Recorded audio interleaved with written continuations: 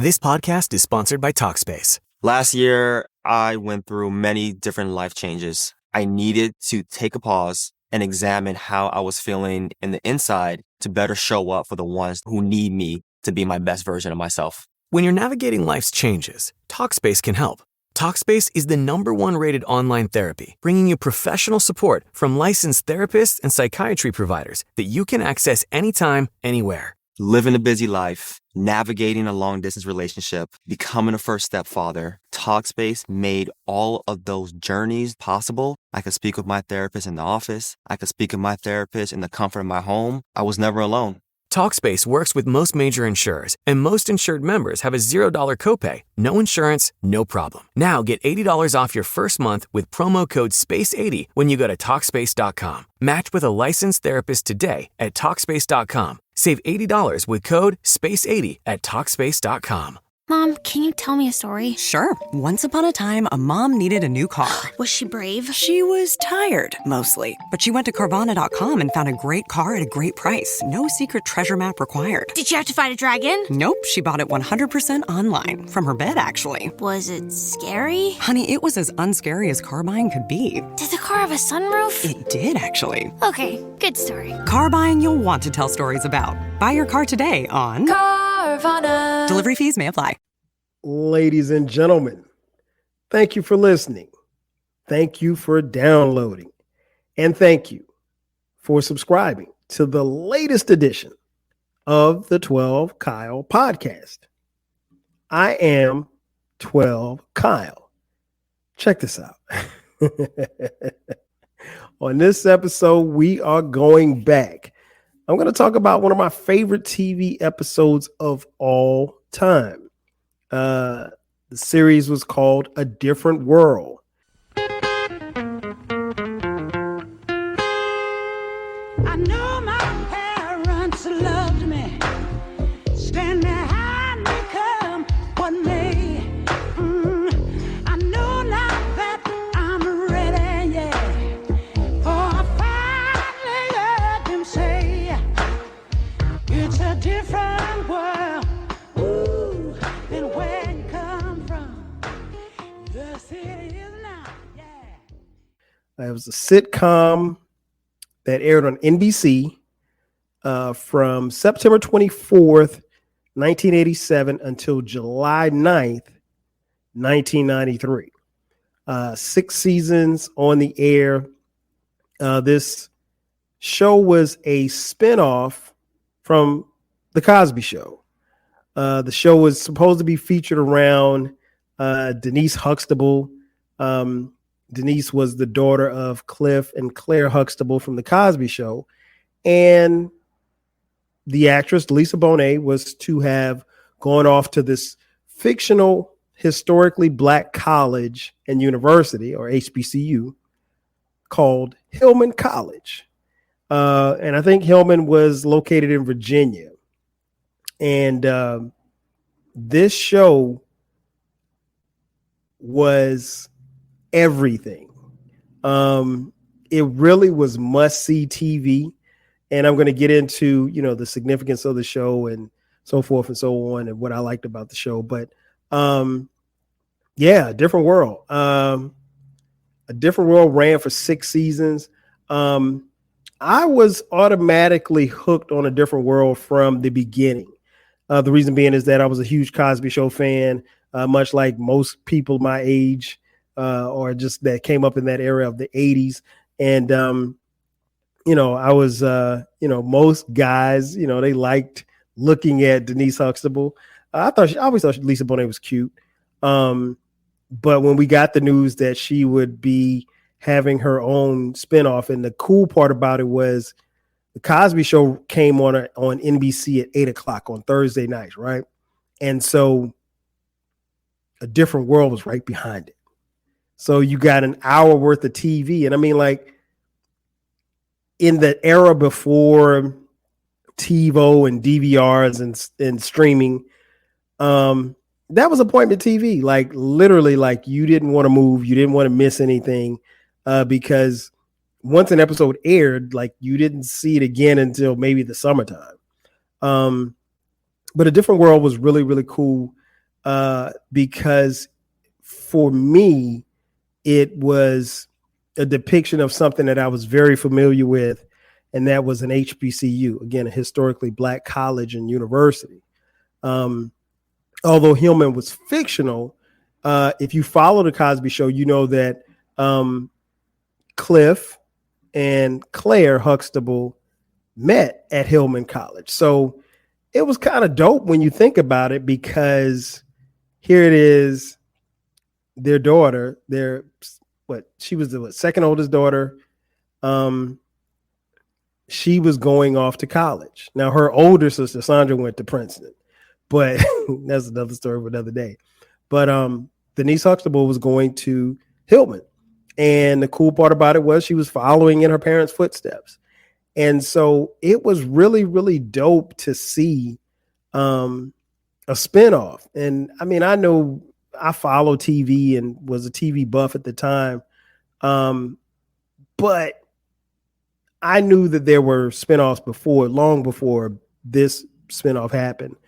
But this was different because, the stuff that Denise and her brother Theo, who's a couple of years younger, the stuff that they dealt with on the Cosby Show was right in my wheelhouse, because at the time, so we're talking 87, I was in high school. Like, I was a freshman in high school. So it was relatable content. And so by the time A Different World hit season 2 and I saw everything that happened on that season, I was like, that's it. I'm done. Like, it was a wrap. I knew that personally I wanted to go to an HBCU.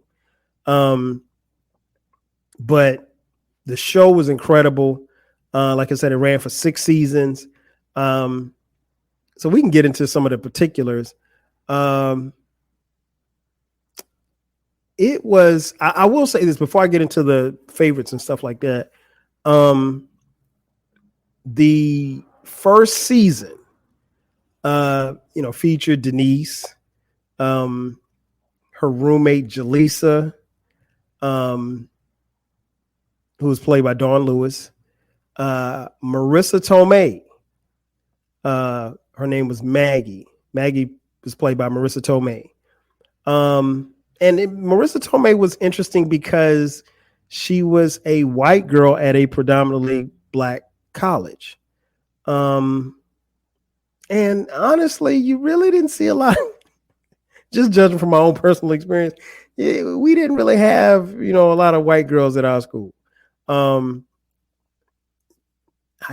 can't think of none in their undergrad, but that's another story for another day. Anyway, but the first season, for as happy as we were to have a first season, and of course it featured 2 guys, Dwayne Wayne and his partner Ron Johnson, and of course the Southern Belle, Whitley Gilbert.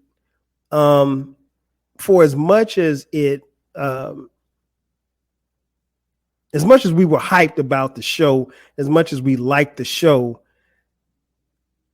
if I'm gonna keep it a bean with y'all, looking back on it now, that first season wasn't that good. I mean, relatively speaking, compared to the other seasons, I'll say that much. If I can compare the seasons, season 1 was, I think I can pretty safe to go on record and say, in my opinion, season 1 was the worst season. And it wasn't that it was bad. It just wasn't as good as the other seasons. But something different happened before season 2. Before season 2 started, they fired the director of who directed season 1. I can't remember the lady's name.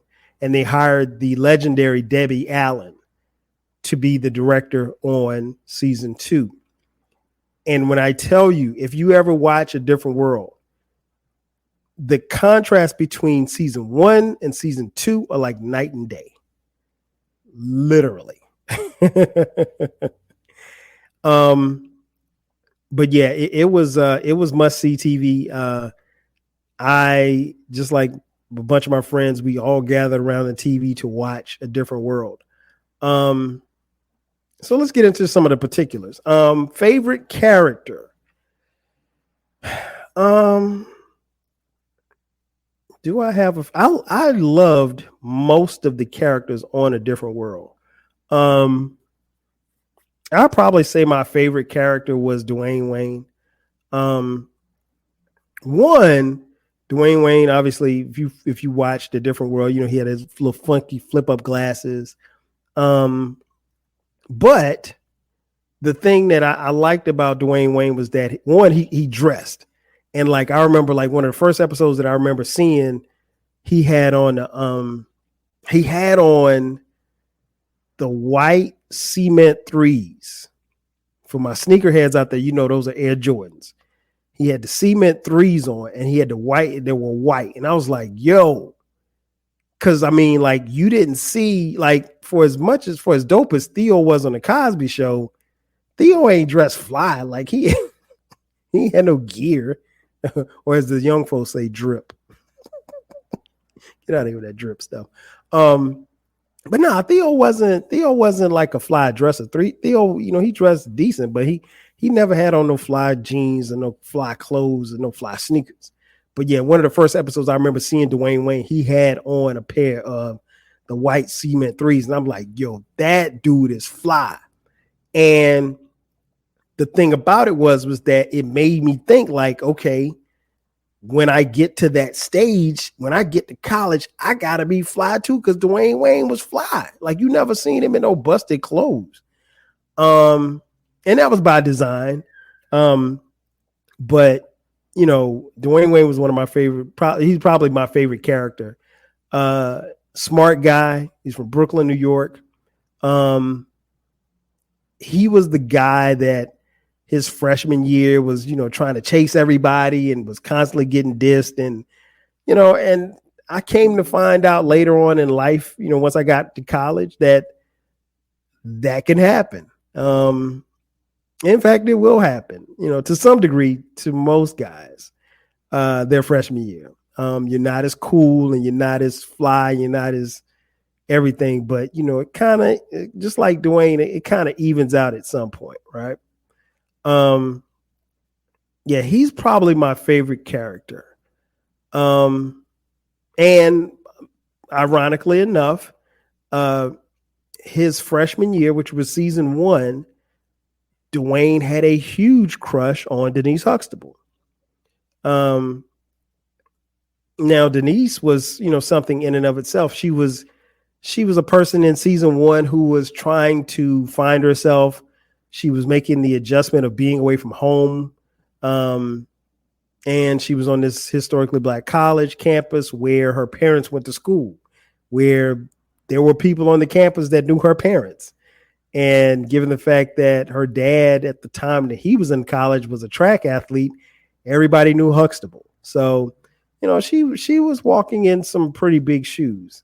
And I'm sure that wasn't easy for Denise. But like I said, Dwayne, he pretty much worshiped the ground that Denise walked on, which really wasn't, really looking back on it was kind of corny, but realistically, there are some people that act like that, particularly when they're in school.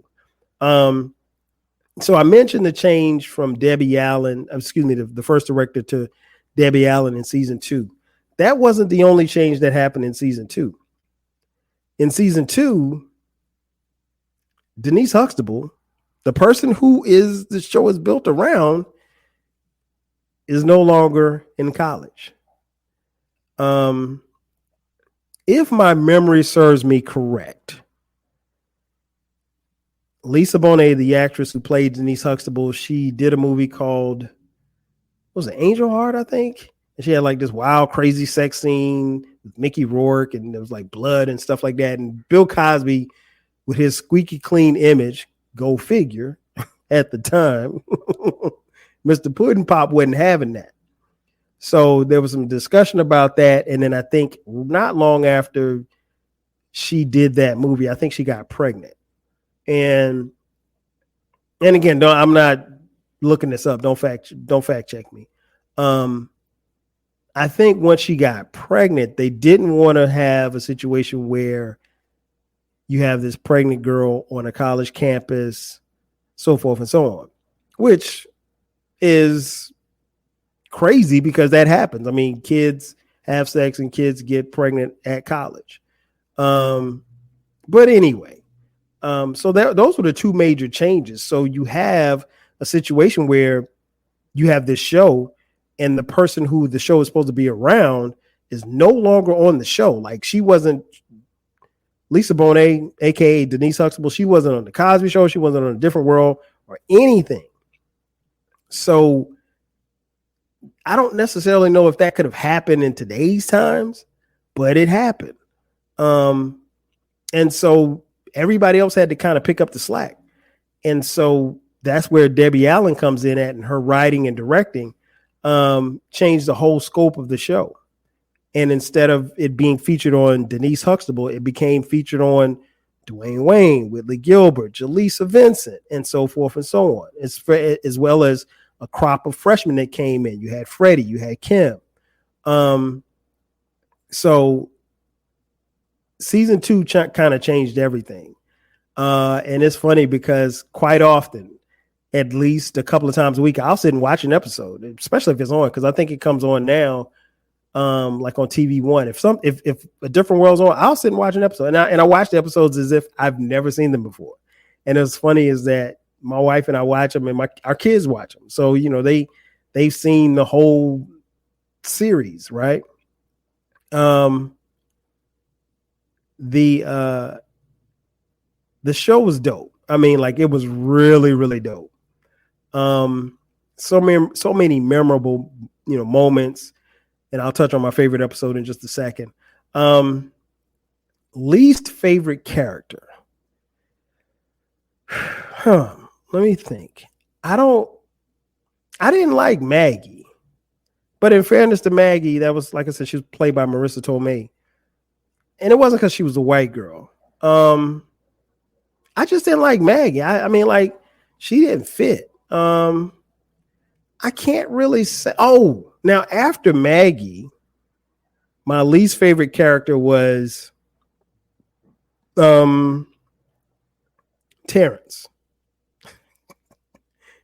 Taylor, Colonel Taylor's son.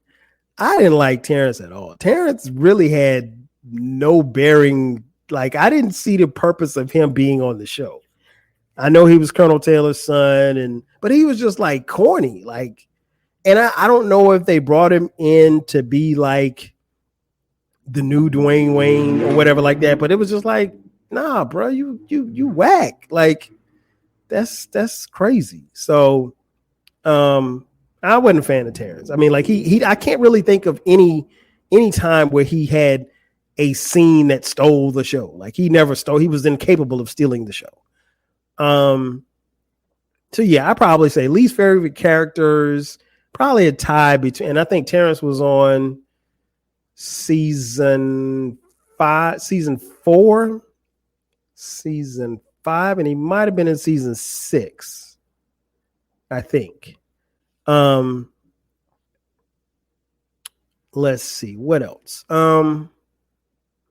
There were, so like I said, some great moments. I'll get into my favorite episodes. Let me see. If least favorite episode. My least favorite episode probably was season 6. I can't remember the name of the episode, but it was an episode where the kids came across Billy D. Williams. Shout out to Colt 45. They came across Billy D, and he was like this old baseball player, and he was having a hard time like readjusting to his life or whatever like that. And that was forgettable. And I like Billy D, but I mean, it was bad. It just didn't stack up with the rest of the episodes. So that was probably my least favorite episode. Favorite episode. My favorite episode is probably everybody's favorite episode. It's actually it was a 2-part episode. It was the end of season 4, I think. Or it might have been the end of season 5. Yeah, I think it was the end of season 5 because season 6 was the final season.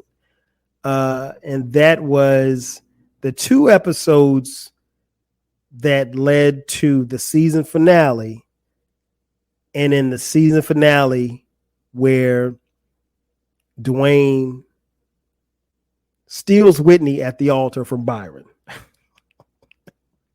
But I think, like people get hung up in that moment, and I'll talk about that in just a second.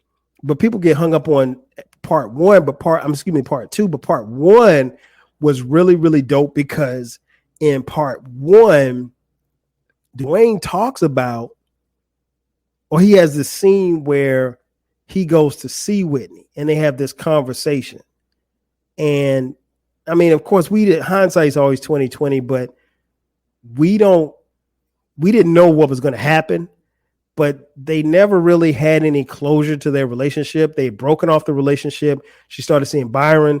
They ended up sleeping together one night, and that was months later. And Byron, and at the time that they slept together, I think Whitley was engaged with Byron, and Dwayne didn't know where he stood, but they had a very serious conversation. And I think the conversation was very important for the two of them. I mean, when I first came to Hellman, I was Joe Knucklehead, goofy freshman with flip-up glasses. Couldn't buy a day. Yeah. But I ended up with you, free of charge. The woman I couldn't stand became my best friend, my girl, my lover. Even though you challenged me every step of the way, babe. Well, you know me. All or nothing. Well, you better not change. Dwayne, I thought that I would always be dependent on a man. I thought that's just the way it's going to be. But you taught me how to depend on myself. You taught me how to love, Whitley. You taught me how to love. If we were all that to each other, why didn't our relationship work?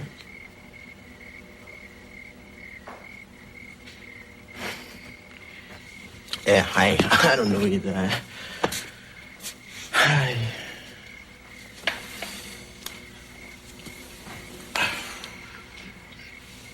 I always knew you'd make a beautiful bride, Whitley. And then you get to part 2 where Dwayne pulls off the most miraculous and improbable theft of TV ever. And the scene was so set. I mean, when we saw it play out in real life, it was just incredible.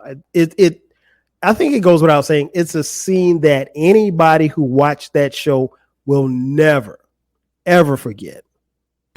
Go on, Reverend. Go on. I can't until she responds. Well, she means yes. Well, she's got to say yes. I will. Will you? Blessed are those who ask the questions, brother. Whitley, Oh, I love you, and if you'll have me, I want you to be my wife. What the hell are you doing? Hey, I'm sorry, Byron, I love her. Die! Just die! Let him go, man. Will you have me, Dwayne, as your lawfully wedded husband from this day forth to having a home and richer for poorer? Baby, please, please. I do!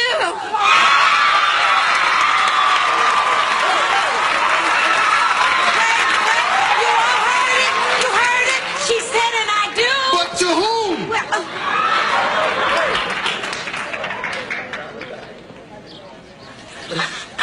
I'm sorry, Byron. No.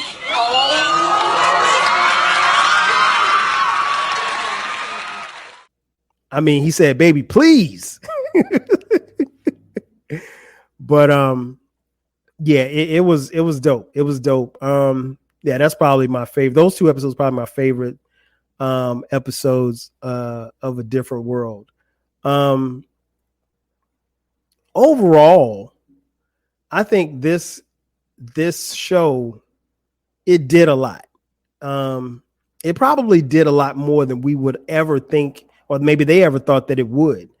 I mentioned that, it introduced me. It didn't introduce me because I'd already had family members. I had an uncle that graduated from South Carolina State, as a matter of fact. And by the time A Different World aired, my older cousin Mike was at South Carolina State too. So, but what A Different World showed me that, I could go to an HBCU and my HBCU could be Hillman.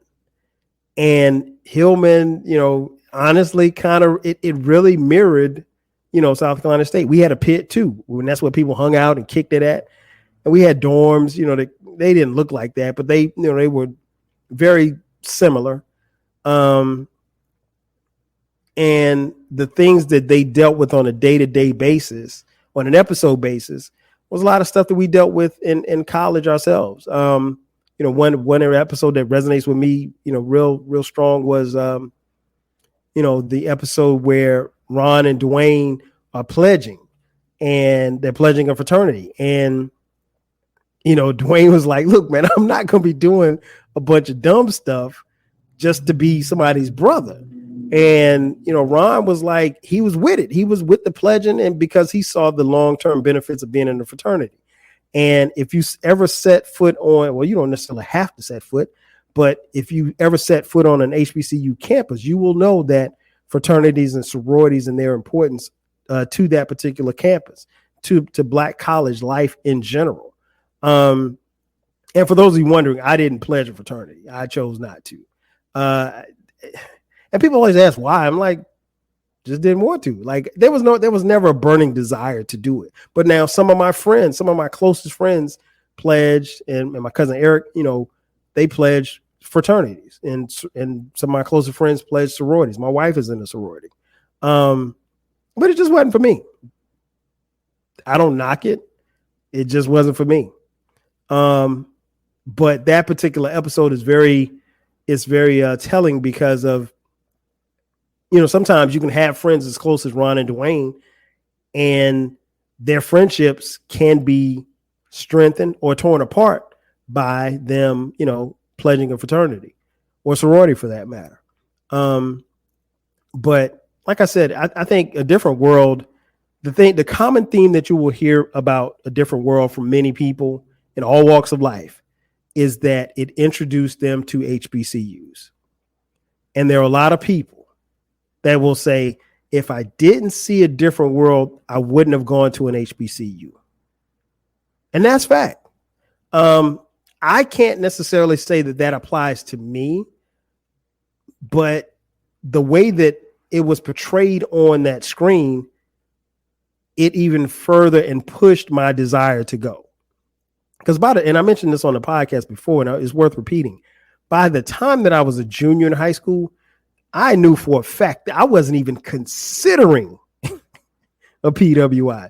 It wasn't going to happen. It just wasn't going to happen. So it was just about, okay, well, which HBCU am I going to? Like, because I had no desire to go, being from the state of South Carolina, I had no desire to go to Clemson, had no desire to go to University of South Carolina, had no desire to go to, Winthrop or, God forbid, the Citadel. I don't mean it like that, but I mean, like, I'm not a military type person. So the Citadel definitely wasn't for me. So, and that included other schools too, as well. So it was, and it's no knock. It just wasn't for me. But A Different World put me in the mindset of, this is where you're going.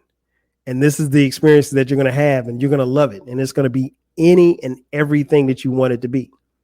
It was Wakanda, and I didn't even know it. But yeah, those experiences are invaluable. And I think a show like that is invaluable. And it's unfortunate that we don't have shows like that on TV anymore. But I tell you what, A Different World was a trailblazer. The actors and actresses on that show, the directors, everyone involved, they played a major role in how HBCUs were perceived.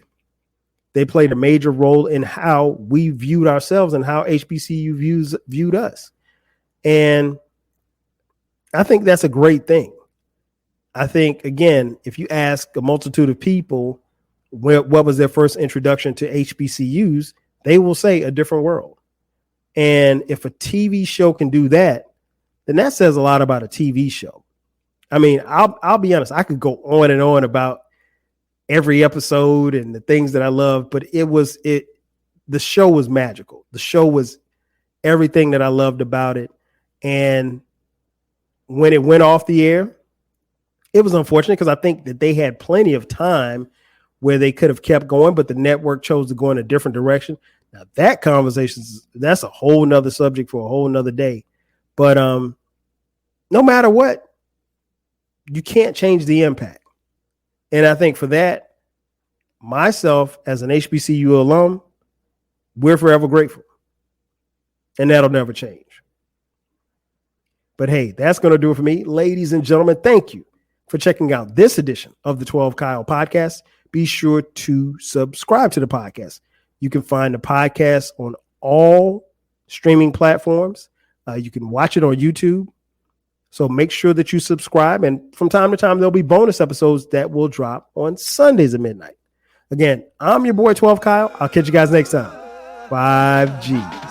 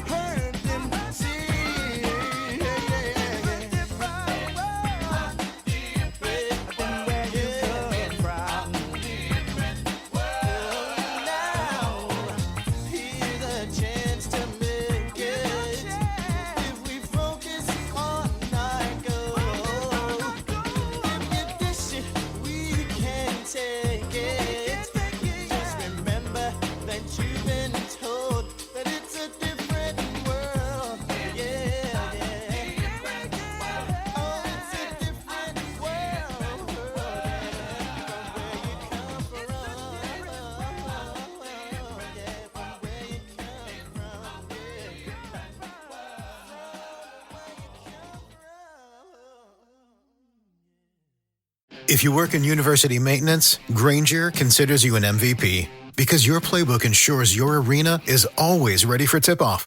And Grainger is your trusted partner, offering the products you need all in one place, from HVAC and plumbing supplies to lighting and more. And all delivered with plenty of time left on the clock, so your team always gets the win. Call 1-800-GRAINGER, visit Grainger.com, or just stop by. Grainger, for the ones who get it done.